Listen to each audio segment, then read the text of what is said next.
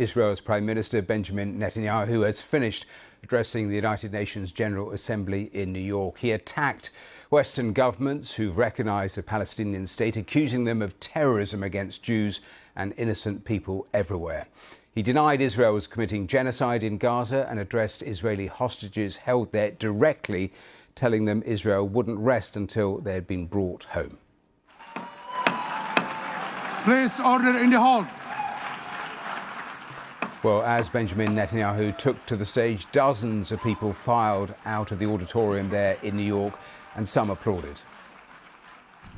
This week, the leaders of France, Britain, Australia, Canada, and other countries unconditionally recognized a Palestinian state.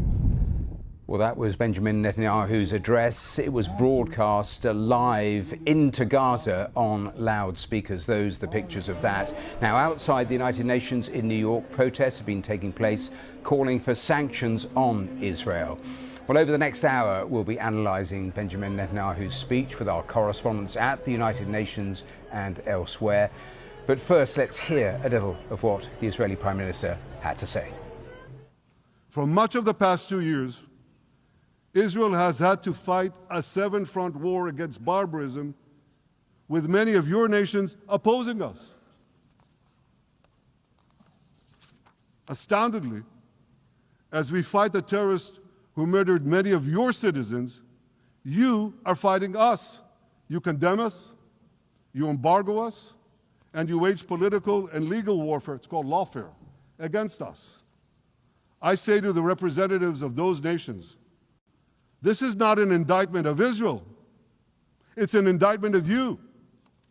It's an indictment of weak-kneed leaders who appease evil rather than support a nation whose brave soldiers guard you from the barbarians at the gate. They're already penetrating your gates. Well, Mr. Netanyahu spoke for about 45 minutes. He also called out the UK, France, Australia and others for not showing support for Israel. Yet over time, many world leaders buckled.